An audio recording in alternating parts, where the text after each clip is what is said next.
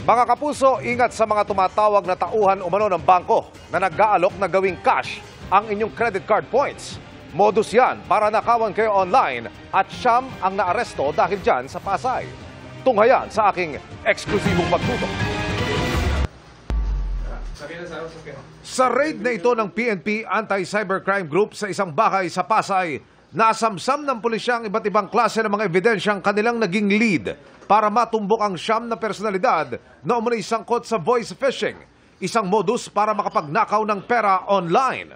Mga cellphone, mga gadgets, mga transaction details nila, yung paano sila bumibili ng mga SIM cards at mga cellphones. Sa inilunsad ng mga raid sa 13 Martires at General Trias sa Cavite, nadakip ang mga suspect. Kasama sa na-recover ng mga otoridad, ang piraso ng papel na ito kung saan nakasulat ang script na babasahin ng mga suspect sa kanilang lolokohin. Dating nagtatrabaho sa call center, kaya alam nila kung paano makipag-usap, paano makipag-deal dun sa mga taong nabibiktima nila through online. Ayon sa PNP ACG, taong 2021, nagsimulang mag-operate ang grupo na ito na sa kanilang pagsisiyasat batay sa mga ebidensya'y kumita raw ng mahigit 100 million pesos mula sa pang-i-scam nila online. Based dun sa nakita nating figure from 2021 to 2023, umabot ito ng 115 million.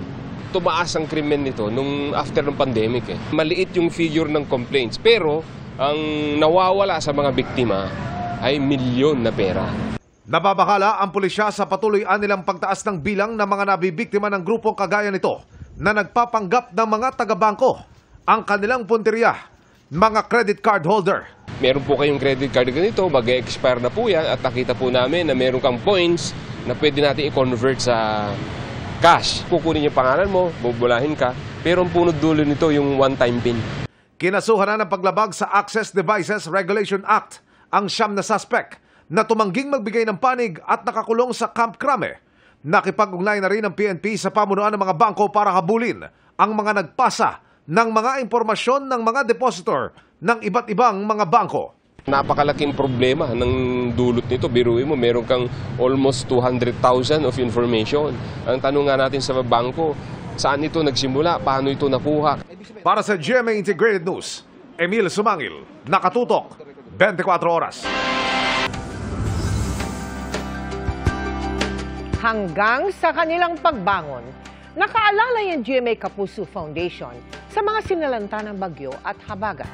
Sa Marikina, merong pang libreng palaba o laundry service. Lalo't problema talaga ang putik doon.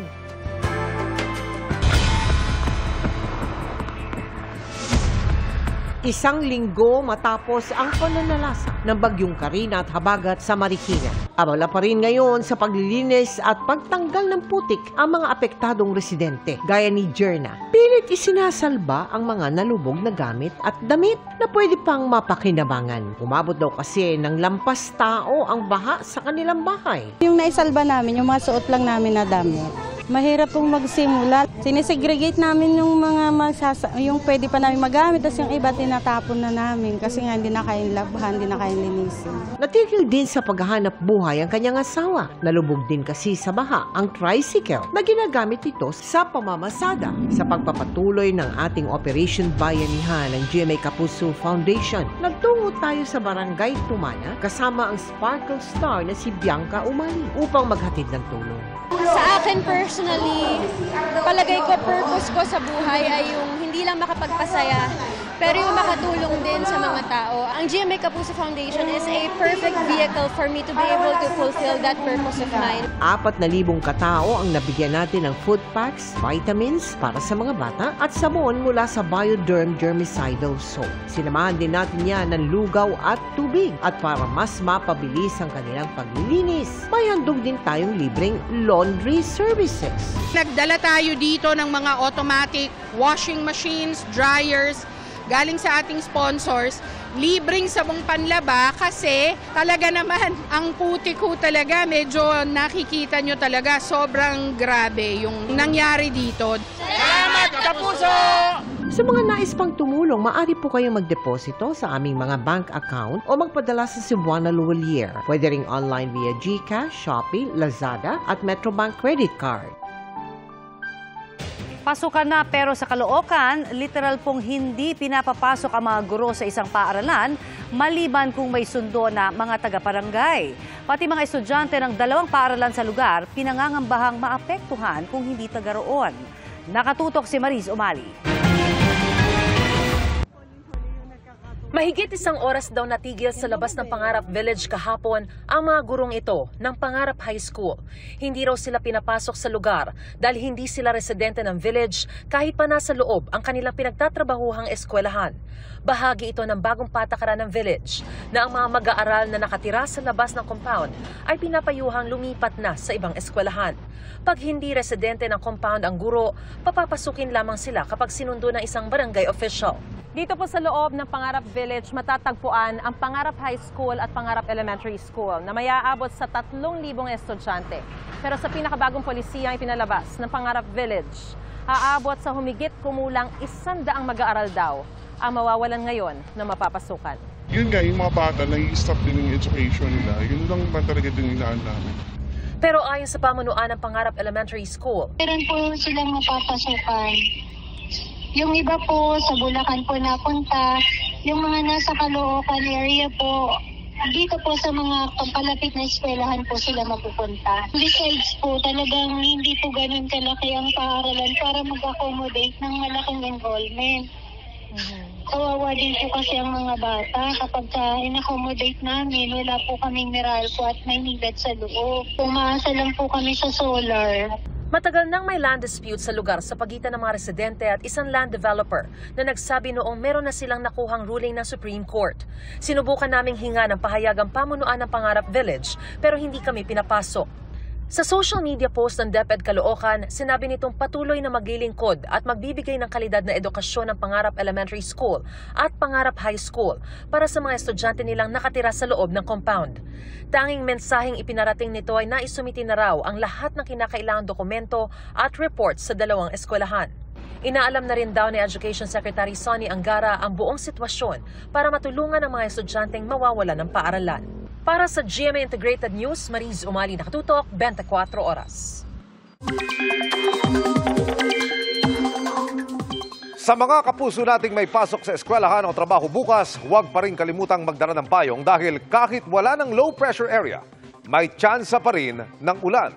Kahit kasi lalong humina ang ihip ng habagat kumpara nitong mga nakalipas na araw, posible pa rin ang mga pag-ulan dahil sa localized thunderstorms. Base sa datos ng Metro Weather, may tsansa na ng ulan sa umaga sa Ilocos Norte, Ilocos Sur, ilang bahagi ng Visayas, Zamboanga Peninsula at Northern Mindanao. Mas marami ng uulanin sa hapon kasama na ang halos buong Northern at Central Luzon, Calabarzon, Mimaropa at Bicol Region.